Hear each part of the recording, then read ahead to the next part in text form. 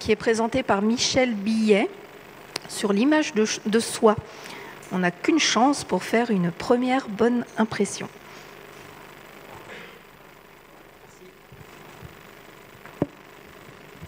Bonjour à tous et à toutes.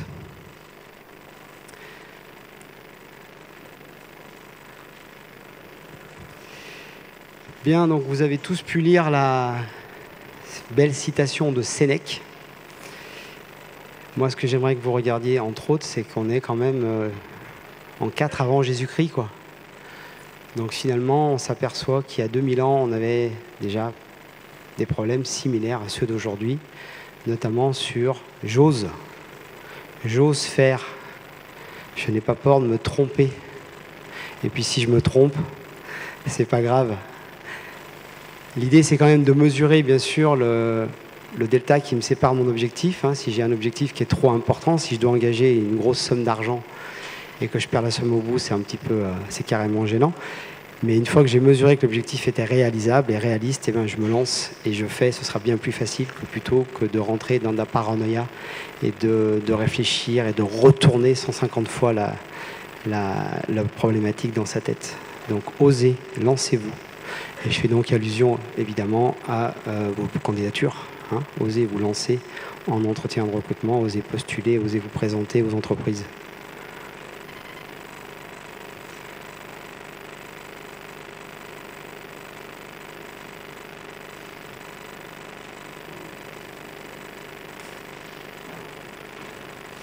Bien, donc le thème, c'est l'image de soi. L'image, c'est ce qu'une personne montre par son comportement, sa façon d'être, de parler, et qui est perçue et interprétée par les autres. Mon objectif aujourd'hui, c'est de vous permettre de communiquer au mieux lors des entretiens de recrutement, lors des elevator pitch, lors des entretiens téléphoniques, puisque dans votre processus de recrutement, vous allez avoir divers filtres à passer, que ce soit au téléphone, que ce soit en vis-à-vis. Donc l'objectif, c'est de vous permettre d'être le plus à l'aise possible. En premier, on va aborder donc soigner son image, qui est l'image je renvoie à mes interlocuteurs. Ensuite, on abordera la communication non verbale. Et ensuite, on abordera la communication verbale.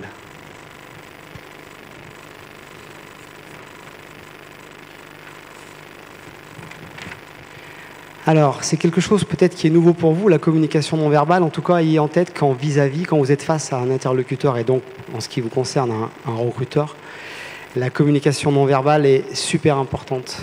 Puisque quand on est en vis-à-vis, il y a l'importance des mots, mais elle est diminuée. Au téléphone, les mots sont importants à hauteur de 70%, alors que quand je suis en vis-à-vis, les mots, ils ont beaucoup moins d'importance que mes gestes. À l'instant même, vous êtes tous en train de communiquer. Il n'y a que moi qui suis sur la scène et qui ai le micro, mais vous parlez tous. Alors, pas avec les mots, mais avec votre corps, avec vos gestes. Il y en a qui ont les bras croisés, il y en a qui écrivent, il y en a qui font comme ça quand je les regarde, il y en a d'autres qui ont des tics, des choses comme ça. Bon, vous avez compris. Donc, soyez conscient de ça. Soyez conscient que votre corps, il communique. Quand on se présente devant un recruteur, on parle des 20 premières secondes, des 20 premiers pas et des 20 premières paroles. Et la citation que j'aimerais vous citer, c'est « On n'a qu'une seule chance de faire une bonne première impression » qui est dans le programme. Et effectivement, quand vous m'avez vu, quand vous me regardez maintenant, vous me mettez dans une case. Et moi aussi, quand je vous regarde, je vous mets dans une case. Il n'y a pas de bonne case, il n'y a pas de mauvaise case. Simplement, notre cerveau, inconsciemment, va positionner notre interlocuteur dans une case. En entretien de recrutement, l'important, c'est d'être dans la bonne case. Vous avez en face de vous un client. Non, vous n'êtes pas des commerciaux, mais vous avez quand même besoin de mettre en avant votre profil. Vous avez besoin de séduire votre client. Et pour séduire votre client, il faut que vous soyez dans la bonne case, la case qui correspond donc à votre cible, à votre entreprise. Donc il va falloir soigner votre image là-dessus. Est-ce que dans l'entreprise, ils sont tous en jean basket ou ils sont tous en costard cravate et en tailleur pour les filles? Ça va être important dans le premier entretien, évidemment. Après, quand vous serez embauché, vous pourrez modifier votre tenue pour être en accord avec l'entreprise, bien sûr. Je ne vais pas rentrer en costard-cravate si dans l'entreprise on est en jean basket, puisque là je vais carrément me démarquer de façon négative. Alors j'en profite pour faire une aparté. Il y en a parmi vous qui ont des foulards. Ayez conscience que ces foulards peuvent des fois vous désavantager. Je sais que c'est votre religion et que vous avez à cœur de la respecter, mais pensez bien que dans notre système de recrutement, ça peut des fois vous désavantager fortement. Donc ce que j'aimerais que vous ayez en tête, c'est oui, portez votre foulard chez vous, dans l'intimité, et puis pour venir en cours, mais lors de l'entretien, pensez à être dans le standard en fait. Parce que moi j'ai eu deux cas. Une jeune fille qui avait un foulard et qui n'enlevait pas son foulard lors des entretiens et qui n'a pas été pris et qui a abandonné sa formation. Et puis une autre qui avait son foulard en cours et lors de l'entretien qui l'a enlevé. Je ne l'avais pas reconnue quand je suis arrivé dans l'entreprise. Elle avait ôté son foulard, je ne la reconnaissais pas et elle a été prise. Donc on est là-dessus. Ayez ça en tête. Votre image parle de vous, elle peut étayer des qualités difficiles à exprimer. Parce que je peux dire sur mon CV, dans ma lettre de motivation, que je suis rigoureux, que je suis dynamique, que je suis souriant, mais c'est que de l'écrit. Par contre, si j'arrive et que je suis dynamique, que j'ai une bonne posture et que j'ai un beau sourire, là, ça va être la preuve. L'image cette bonne image passe par l'estime de soi. Là, je vais dans la direction de ce qui vous manque aujourd'hui, je pense. En tout cas, moi, je suis passé par là quand j'avais votre âge. L'estime de soi. Si j'ai une bonne estime de moi, si je suis bienveillant avec moi-même, je vais avoir une bonne image de moi. Si j'ai une bonne image de moi, je vais avoir confiance en moi. Si j'ai confiance en moi, je vais avoir un comportement positif. Et si j'ai un comportement positif, je vais avoir des résultats positifs. Donc, c'est vraiment important de générer du positif. Alors, votre image, elle passe aussi par l'hygiène, bien sûr, votre hygiène corporelle. Soignez-vous, soignez vos mains, au-delà de votre apparence globale, soignez vos mains, soignez votre hygiène. On évitera tout ce qui est, vous vous en doutez, tatouage, piercing. J'avais, moi, une candidate qui avait un piercing et qui voulait travailler dans l'agroalimentaire. Piercing agroalimentaire, pas possible. Elle ne voulait pas enlever son piercing en disant « ouais, c'est moi, c'est mon identité. Et puis quand j'enlève, ça se rebouche. » Ouais, mais elle n'a jamais eu le job, quoi.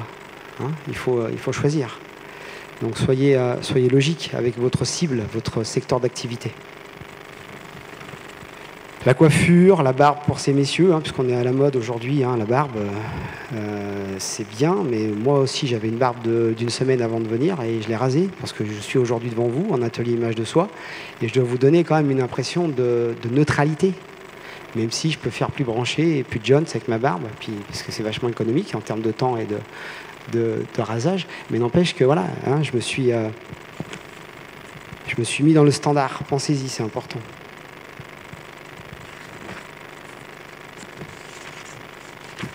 Après, gardez en tête que vous ne devez pas être des clones du candidat parfait. Évidemment, le recruteur recherche une personnalité. Et vous devez rester vous-même. Donc tout est là, tout est dans la mesure. J'ai une forte personnalité, je vais l'afficher, je vais la mettre en avant, mais pas trop, puisqu'il faut que je sois dans le standard de ma cible. Mais à l'inverse, je ne vais pas tout abandonner. Je ne vais pas abandonner ma personnalité, puisque c'est aussi votre personnalité qui va intéresser le recruteur. Donc à vous de trouver la mesure. Ce qui peut vous aider pour ça, c'est aussi de faire des tests avec vos amis. Une semaine avant l'entretien, vous mettez dans la tenue comme si vous partiez en entretien et vous leur demandez « Qu'est-ce que tu penses de moi? Comment je suis habillé? Est-ce que ça te plaît? Est-ce qu'il y a un truc qui te choque ?» C'est important de vous tester par rapport à votre entourage. Comment choisir ses vêtements? Surtout, pas de vêtements neufs, j'insiste. Vous allez acheter des belles chaussures, jamais portées, puis vous allez arriver à l'entretien et vous aurez juste mal aux pieds. Ce n'est pas un service que vous vous rendez. Je porte jamais de cravate. Et du coup, là, je vais à l'entretien avec une cravate. Je vais être super mal. Je vais sans arrêt me gratter le cou, là. Donc, si je dois porter une cravate parce que ma cible est avec des gens qui ont une cravate, eh bien, je vais porter une cravate une semaine avant pour d'abord apprendre à faire un nœud comme il faut, et puis à la régler comme il faut, et puis à m'habituer. Pareil pour les filles, vous avez en tête la suite, talons, tailleur. Il faut s'adapter à sa cible, mais il faut aussi être bien. Alors, pour les filles, on évitera les mini-jupes trop courtes et les décolletés trop plongeants, ça n'apporte rien. Que ce soit homme-femme ou femme-femme, ça n'apporte rien. N'exagérez pas là-dessus. Pour ce qui est de la fantaisie, une petite touche de fantaisie, c'est bien, c'est votre personnalité, mais on n'exagérera pas. Il faut être toujours dans s'adapter au milieu. Un comptable aura une tenue beaucoup moins originale qu'une personne qui travaille dans le milieu artistique.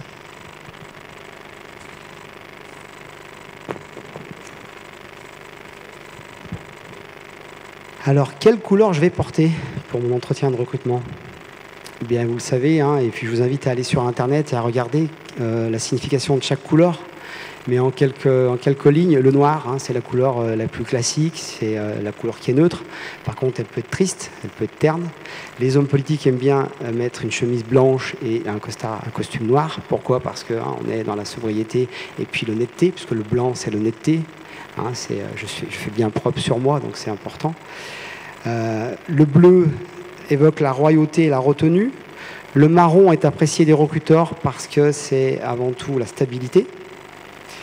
Le rouge, vous en doutez, le rouge, c'est pas vraiment bon. Hein, c'est la passion, le rouge, mais c'est aussi la violence. Donc, une petite touche de rouge, mais ne venez pas avec un haut tout rouge ou un bas tout rouge. Le jaune, c'est une couleur chaleureuse et lumineuse qui va apporter des touches voyantes. Donc, pareil, on n'exagère pas, on met des petites touches de jaune, des petites touches de rouge, mais on n'exagère pas.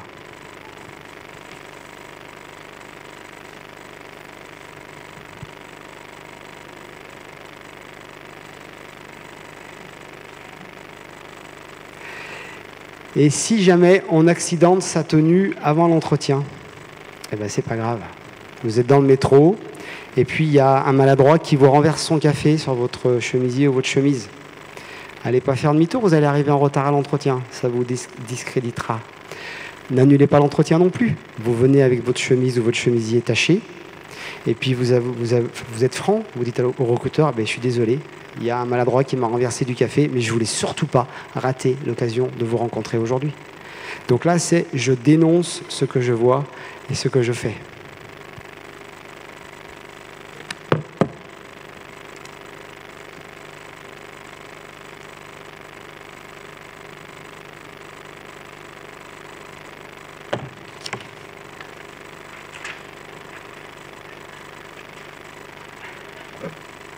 Bien, j'ai terminé le chapitre sur prendre soin de son image, soigner son image. On va aborder maintenant donc la communication non verbale. Donc, j'ai commencé à vous en parler. C'est super important ce qui va se jouer au niveau de votre corps.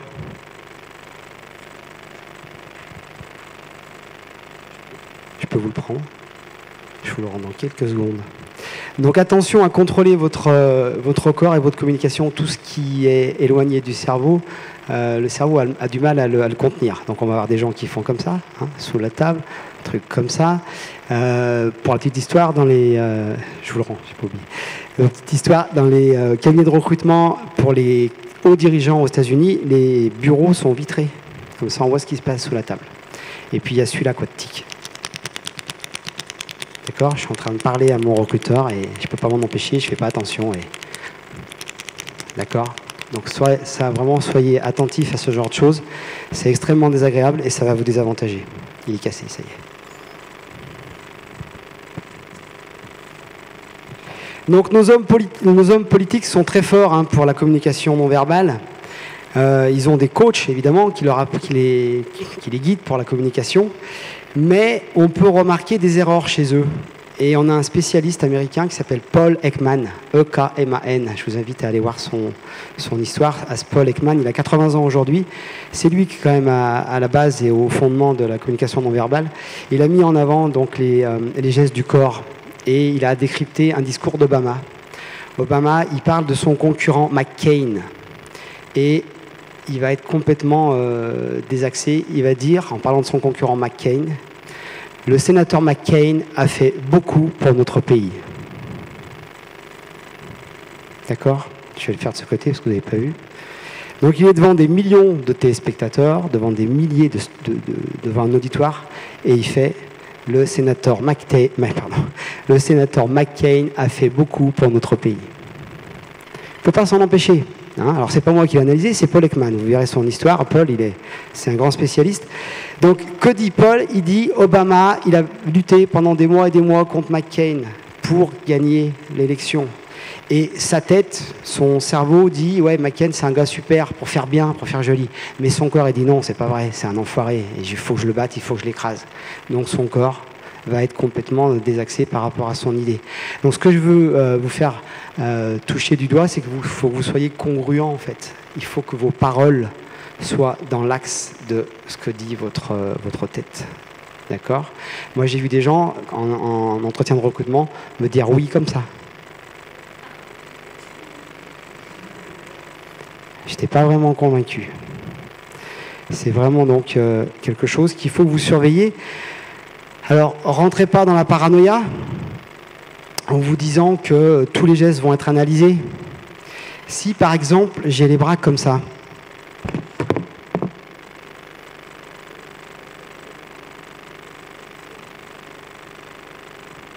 et bien, contrairement à ce que vous pensez, je ne suis pas fermé. Je suis en train de me reposer. D'accord ? Parce que j'avais les deux mains qui étaient ici, visibles. Mes deux mains étaient comme ça. Et j'ai pas les bras qui sont hauts, là, coincés sur la poitrine. J'ai les bras qui sont en bas. Donc là, je suis en train de me reposer. Donc, il s'agit pour vous de ne pas vous surveiller en permanence, de ne pas tout analyser, mais simplement d'être conscient de vos faits et gestes. Et notamment d'observer votre interlocuteur et de ne pas interpréter. C'est pour ça que je vous ai tout à l'heure dénoncé. Vous êtes en entretien de recrutement, ça fait 25 minutes que vous exposez votre profil et le recruteur regarde sans arrêt sa montre. Il a des gestes nerveux sans arrêt, il regarde sa montre. Ou il regarde par la fenêtre sans arrêt. Eh bien, n'interprétez pas à tort ce qui se passe et n'hésitez pas à dénoncer. Excusez-moi, monsieur Billiet, nous sommes en entretien depuis 25 minutes, peut-être que vous avez un rendez-vous qui est arrivé, vous semblez stressé. Dénoncez les choses. Mais je vous rappelle, vous n'êtes pas dans sa tête. Donc allez pas vous dire, oh là là, qu'est-ce que j'ai fait? Tiens là, il vient de dire non, ça y est, j'ai dit une grosse bêtise, je suis pas prise. Ben non, quoi, ça n'a rien à voir. Il vient de dire non parce qu'il pensait que ce matin, il a bousillé sa voiture et que ça va lui coûter un bras. Il fait, non, purée, c'est pas possible. D'accord, hein? Donc soyez vraiment dans le je dénonce et n'interprétez pas à tort.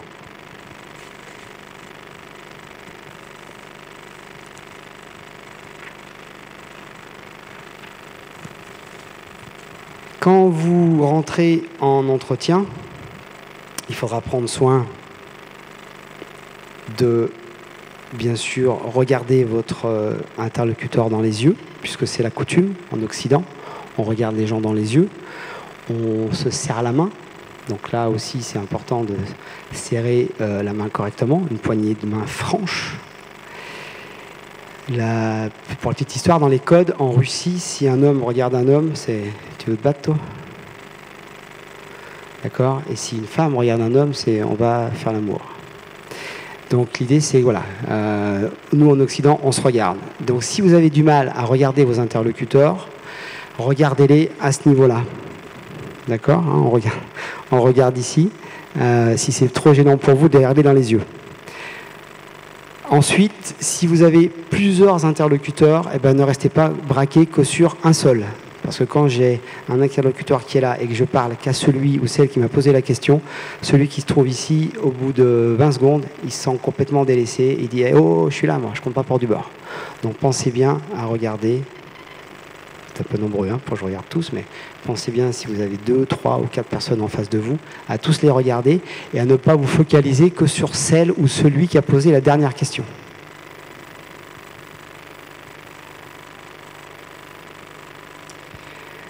Très important, vous allez rentrer en entretien, pensez à donner du confort à votre corps.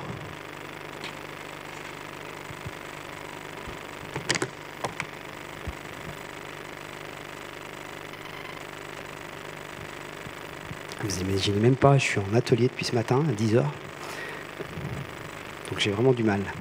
Alors, donner du confort à votre corps, c'est quoi? Vous allez rentrer en entretien et vous aurez une chaise. Une réaction qui est naturelle des fois, c'est de s'asseoir comme ceci. Et là, je suis une fille, j'ai des talons et je suis comme ça. Et là, c'est super difficile, quoi. Mon corps, il souffre, d'accord? Il n'a aucun confort. Et ce qui me relie à la terre, ce qui m'ancre dans le sol, c'est mes 5 petits orteils.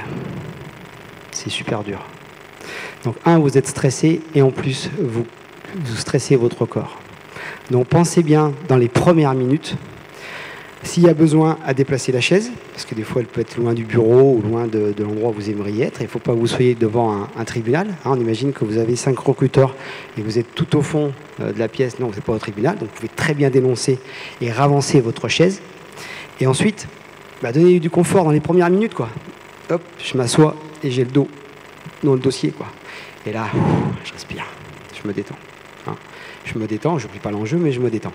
Après, rien ne m'empêchera de bouger, de changer de position, de croiser, décroiser, c'est pas grave. Mais dans un premier temps, je donne du confort à mon corps.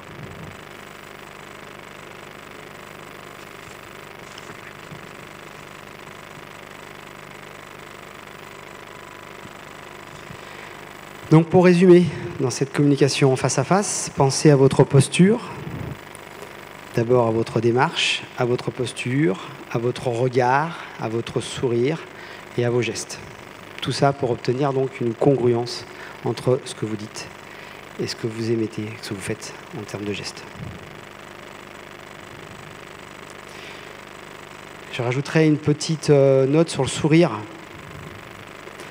Le sourire, quand on fait un sourire, il y a un muscle qu'on peut mettre en œuvre que quand on sourit, c'est le muscle qui est ici, sous la paupière. Là.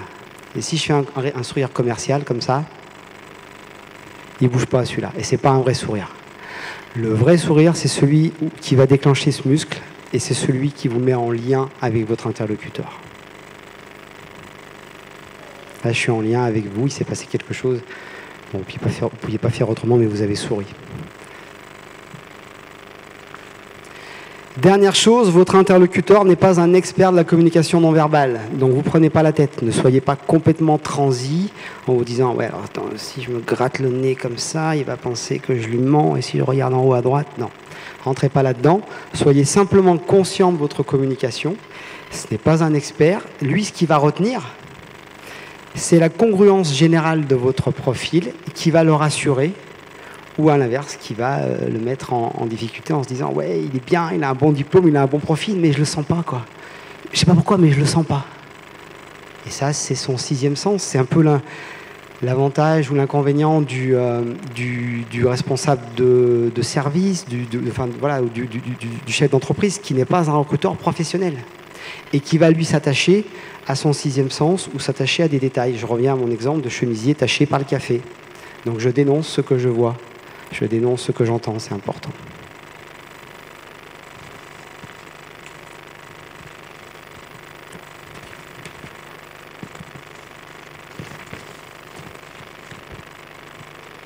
Bien, on passe à la communication verbale. Donc pensez à être à l'écoute de votre client. Votre client donc, qui va attendre de vous que vous lui exposiez les meilleures caractéristiques de votre candidature. Écoutez bien les questions jusqu'au bout, c'est important. Dans chaque question, il y a des mots-clés. Donc prenez le temps d'écouter, ne soyez pas centré sur vous. Mettez-vous à la place du recruteur, changez de place. Ça vous aidera déjà à libérer un peu l'enjeu. Si j'étais recruteur, qu'est-ce que j'aimerais voir comme profil pour ce poste de responsable de laboratoire? Ça vous aidera donc à faire baisser la pression et puis surtout à améliorer votre argumentaire. Faites des phrases courtes, sujet, verbe, complément, 10 mots suffisent. Évitez la logorée. Quand on est stressé, quand on est en entretien de recrutement, on va avoir facilement tendance à s'épancher. Et je parle, et je parle, et je parle, et je parle, et je parle, et je parle, et je parle, et je parle, et je parle, et je parle, et je parle, et je m'arrête plus de parler. Et quand je parle, je respire plus. Quand je respire plus, mon cerveau n'est plus oxygéné. Quand mon cerveau n'est plus oxygéné, je me mets à rentrer dans l'affectif. Et quand je rentre dans l'affectif, c'est pas bon. D'accord ? Donc prenez le temps, faites des phrases courtes,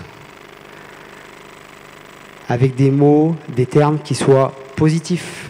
Je ne dirai pas « on m'a dit de »,« je n'aime pas faire »,« cela m'a posé un problème ».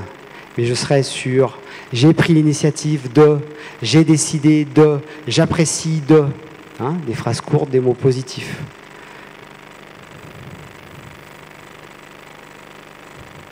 Tentez aussi de donner des arguments. Hein, on ne peut pas annoncer un truc comme ça si je vous dis je suis riche. Ok, t'es riche, mais prouve-moi-le. Montre-moi ton compte en banque. D'accord ? Je suis intelligent. Pareil, montre-moi ton QI. Donc l'idée, montre-moi ton test de QI. Donc l'idée, c'est un argument plus une preuve, et une preuve qui soit chiffrée. Évitez les pourcentages. Pour un commercial, j'ai fait progresser la part commerciale, enfin le chiffre d'affaires, pardon, de 10%. 10% de quoi? De 100 € ou de 100 000 €? Donc tâchez d'être sur, non pas des pourcentages, mais des chiffres qui soient les plus précis et qui soient les plus, bien sûr, à votre avantage, sans exagérer, bien sûr.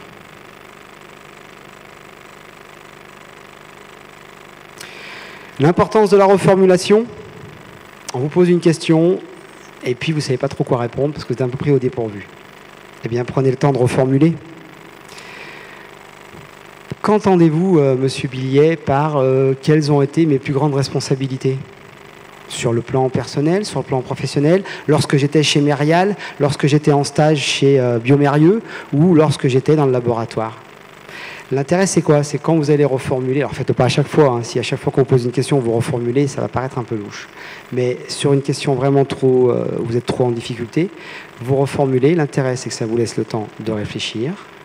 Et votre interlocuteur, en reformulant sa question, va vous donner des éléments de réponse complémentaires. Eh bien, écoutez, Michel, j'aimerais savoir quelles ont été vos plus grandes responsabilités quand vous étiez en stage chez Mérial et vous travaillez sur l'enzyme. Enfin, je m'arrêterai là parce que j'y connais rien. Vous avez compris. Hein. L'idée, c'est voilà, c'est d'avoir des éléments complémentaires.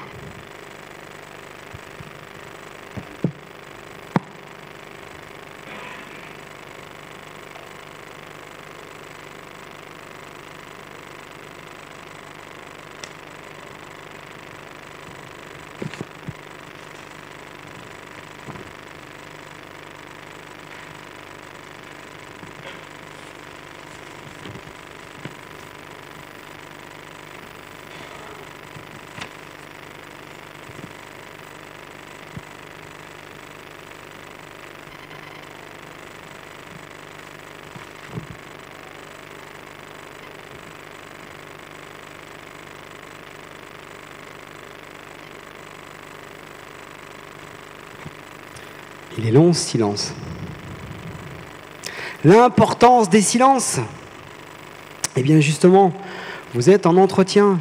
Faites des silences. C'est super important. Pendant que vous faites un silence, votre interlocuteur a le temps de synthétiser ce que vous venez de lui dire, par écrit ou dans son esprit. Quand vous faites un silence, vous accordez le temps de réfléchir à ce que vous venez de dire et ce que vous allez dire après. Quand vous faites un silence, vous prenez le temps de respirer. Et quand vous respirez, vous oxygénez cerveau et corps. Alors vous allez me dire, ouais, mais facile, toi, là, t'es devant nous, tu fais un silence d'une demi-heure, c'est facile, il n'y a personne, t'as pas d'enjeu. Je suis d'accord avec vous. Mais l'idée, c'est qu'en entretien de recrutement, vous allez faire un silence pour faire tout ce que je viens de vous dire. Ça va durer 15 secondes, qui vont vous sembler durer une journée. Mais c'est pas grave. C'est pas à vous de mener l'entretien. C'est au recruteur de relancer suite à votre silence. Parce que si vous faites une réponse à sa question et qu'après avoir émis votre réponse et avoir fait un silence de 10 secondes, vous repartez pour redonner des éléments dans la réponse, ça devient du grand n'importe quoi. Vous allez répéter la même chose ou vous élargir votre réponse sur des éléments. On va rentrer dans l'affectif, on va se tromper, on va rentrer dans la logorée. Arrêtez-vous. 20 secondes se passent. Le recruteur ne vous relance pas. Alors que c'est à lui de mener l'entretien, c'est à lui de vous relancer. Déjà, j'aurais plus ou moins envie de travailler avec lui. Mais bon, ça, c'est une autre question. Il ne me relance pas, eh bien, qu'est-ce que je fais? Monsieur Billiet, ma réponse vous convient? Et j'étais assez complet ou voulez-vous d'autres informations, d'autres éléments? Mais ne repartez pas dans la réponse que vous venez de donner.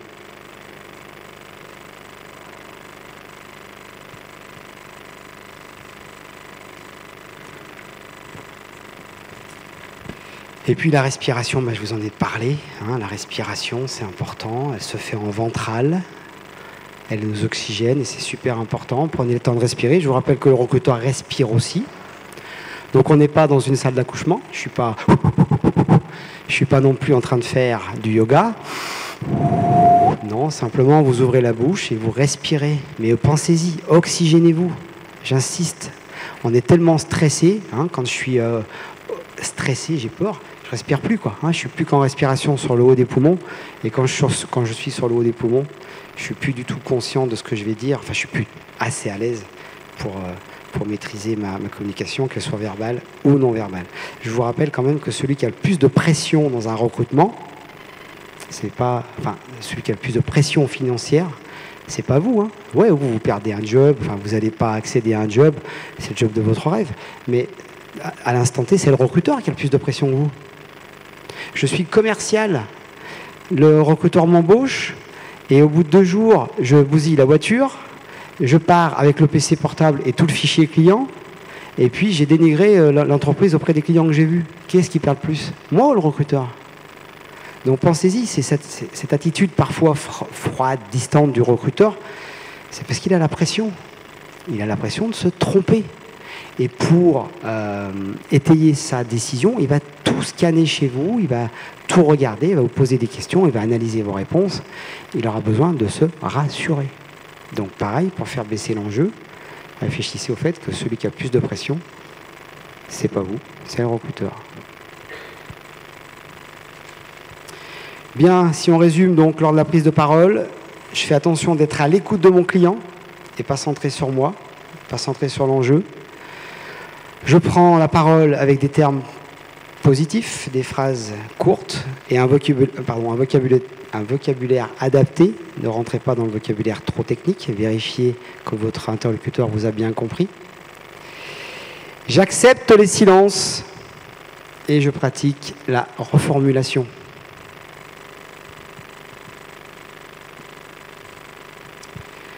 Il ne me reste plus beaucoup de temps. Je voudrais aborder avec vous le complexe de l'ingénieur.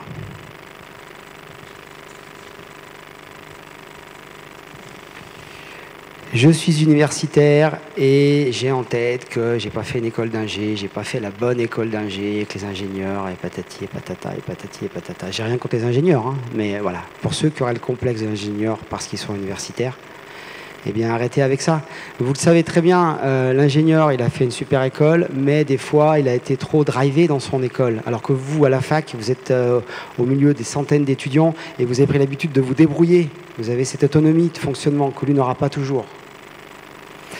Et puis, au-delà de ça, ce que j'aimerais, c'est que vous ayez en tête que ce qu'on aime en tant que recruteur, c'est de voir les étoiles briller dans vos yeux. Moi, je préfère quelqu'un qui n'a pas le diplôme parfait, qui n'a pas suivi l'école parfaite, mais qui a les étoiles dans les yeux. Et ces étoiles qui brillent, et je peux évaluer son potentiel et me dire, lui ou elle, dans 2 ans, 3 ans, il va prendre ce poste, parce qu'il va monter, il va apprendre, il est curieux. Alors que si j'ai en face de moi le CV parfait, avec quelqu'un qui se repose sur ses acquis, qui n'a pas les yeux qui brillent, qui ne me montre pas qu'il est motivé, j'embauche pas. Je préfère embaucher celui qui me montre sa motivation. Même si il n'est pas nickel. De toute façon, vous ne serez jamais parfait. Tous les recruteurs recherchent le clone avec le diplôme, l'école parfaite, le diplôme parfait. C'est pas possible. Donc ça sera à lui de s'adapter à vous et montrez-lui votre potentiel. Il faut qu'il puisse vous envisager dans les années à venir au sein de sa structure. À la fin de l'entretien, n'oubliez pas d'engager le recruteur sur le futur.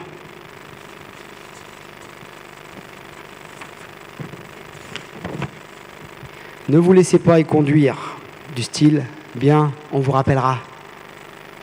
Très bien. Quand, monsieur?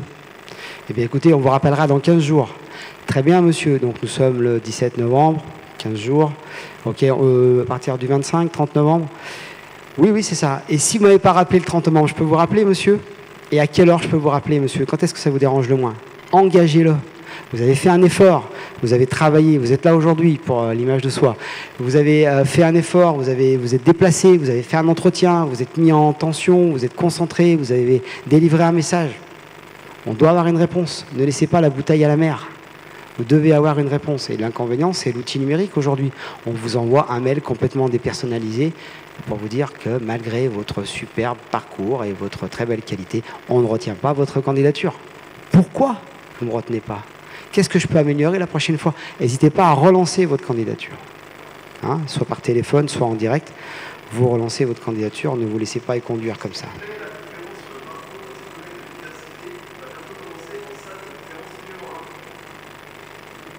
Ça y est, je me fais éjecter. Je suis ravi d'avoir partagé ce moment avec vous. Merci pour votre attention. Et retenez, osez, osez, osez.